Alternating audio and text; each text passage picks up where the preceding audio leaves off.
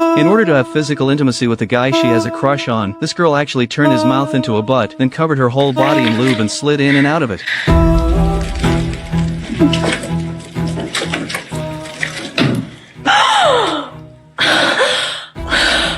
The girl is Annie, an art student majoring in sculpture. She harbors an obsessive fixation on her crush, Howard. She often removes the pubic hair from her sanitary pads, cooks it with food, and gives it to Howard to eat. She even secretly picks up Howard's used toothbrushes and takes them home, where she licks them repeatedly. Unfortunately, Howard never paid any attention to Annie. He only had eyes for Cindy, a gorgeous blonde model. To win Cindy's affection, Howard sculpted a full nude statue of her with his own hands. But when Cindy saw the completely exposed artwork at the exhibition, she flew into anger and walked away on the spot.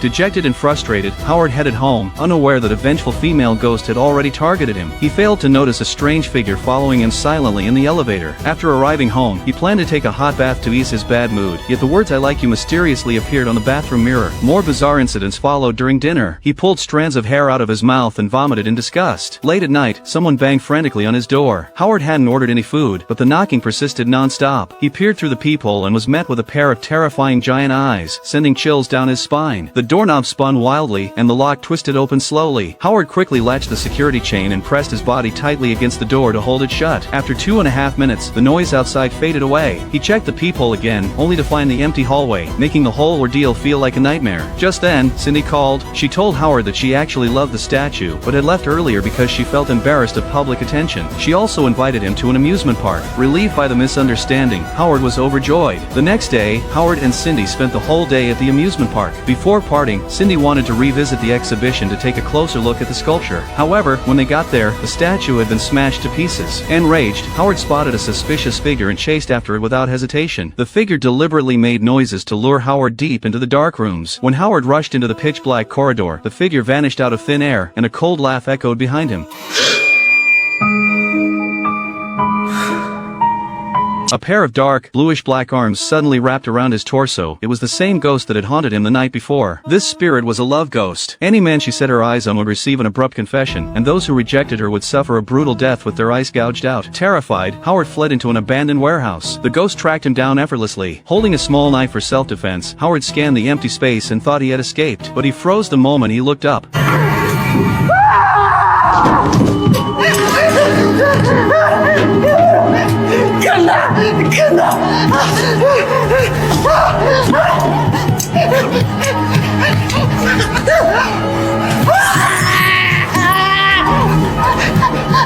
The ghost grabbed him abruptly and confessed her love in a soft voice. Howard rejected her immediately and tried to fight back with his knife, but he was no match for her supernatural power.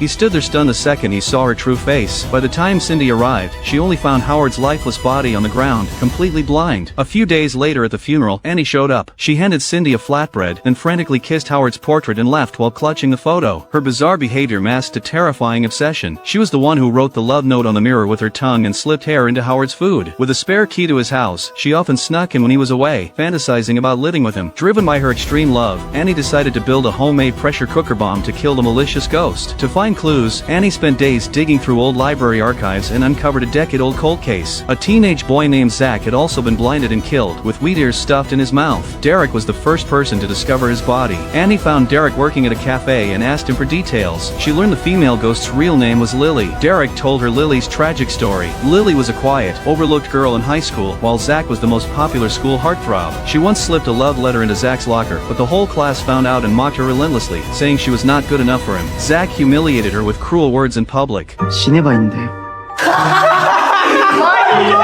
Crushed and hopeless, Lily jumped off the school rooftop.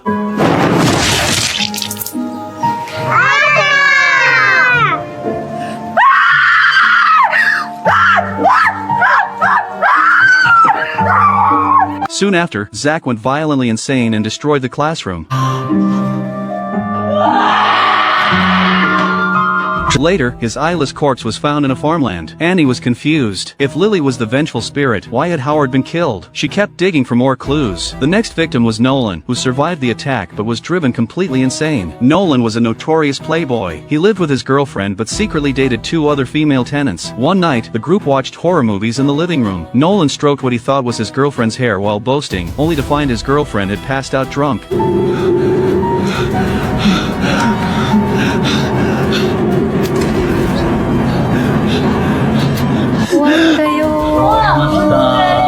The hair in his hand belonged to a stranger. Shocked, he headed upstairs to sleep. Suddenly, saliva dripped from the staircase above.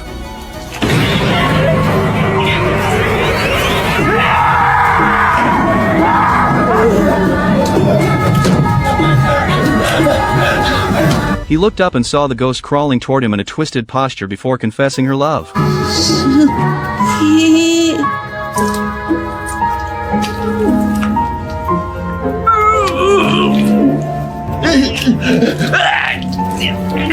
Too terrified to respond, Nolan neither accepted nor refused. In the end, the ghost's torment broke his mind. With clues running dry, Annie searched online and found the story of Ron, an abusive husband. Ron had abused his wife Lynn for years. Desperate, Lynn invited a sorcerer, who left holy water and told her placing it in the bedroom would keep the ghost away. The first night with the holy water was peaceful, so Lynn cooked dinner to celebrate. Yet Ron arbitrarily flipped the table, complaining the food tasted terrible. That night, Ron woke up covered in women's clothes, with the ghost standing right beside his bed. He rushed for the holy water, only to find the bottle empty. Tired of years of abuse, Lynn had secretly let the ghost take revenge on her husband and locked the front door to trap him. Just as the man thought he was about to die, and, who had been lying in wait in the bag all along, appeared.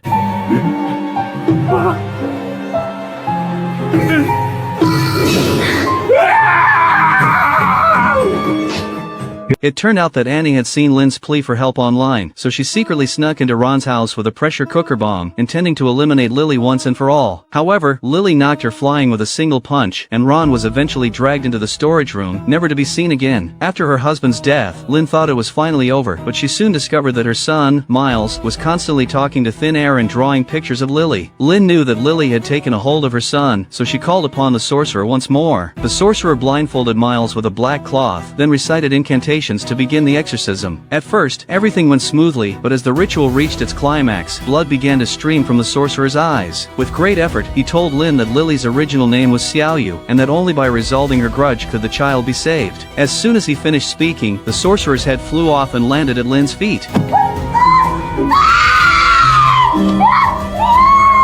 To save her son, she had no choice but to search for clues. After relentless effort, she finally found Lily's home. Lily's mother answered the door, but there was another person inside, Lily herself. It turned out she hadn't died in the fall that day, she'd only broken her leg. Ashamed to face her classmates, she'd simply stopped going to school. Lily gave Lynn a crucial clue. After being discharged from the hospital that year, in an attempt to forget Zach, she had gone to the back mountain and found an ancient forget-love tree. Legend had it that if you nailed someone's name to the tree with a sickle, you could forget them completely. So she had nailed Zach's name to the tree. Upon hearing this, Lynn rushed to the back mountain, only to find it already densely covered with names. She spotted her husband's and son's names among them, so she pulled the sickle out with all her might. Meanwhile, Annie, determined to blow Lily up, brought Miles back to her place, intending to use him as bait to lure Lily there. She scattered cookies all over the floor. As soon as Lily stepped on them, she would know exactly where she was. Sure enough, it wasn't long before Lily arrived. Seeing the crushed cookies, she activated the holy water switch and then turned on the electric shock device.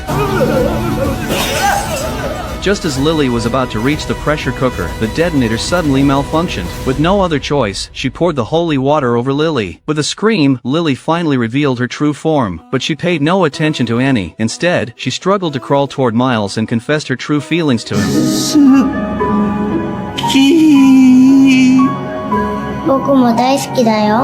Miles' response deeply moved Lily. It was the first time she had received such a gentle reply. Immediately afterward, her body began to fade away, until all that remained was a set of clothes slowly shuffling across the ground. Annie followed the clothes to the back of the mountain, only to find Derek there as well. He was holding a new scythe, preparing to nail a new name onto a tree. It turned out that Derek had been bullied since childhood, and the one who bullied him the worst was Zach. One day, as Derek was heading home after class, a soccer ball kicked by Zach hit him in the nose. Not only did Zach not apologize, but he also ordered Derek to retrieve the ball. Furious, Derek ran into the back hills to eat, only to stumble upon a limping Lily nailing Zach's name onto the ancient tree of forgetfulness. A few days later, Zach actually died. When Derek saw this, he wasn't afraid. Instead, he stuffed a wheat stalk into the dead boy's mouth.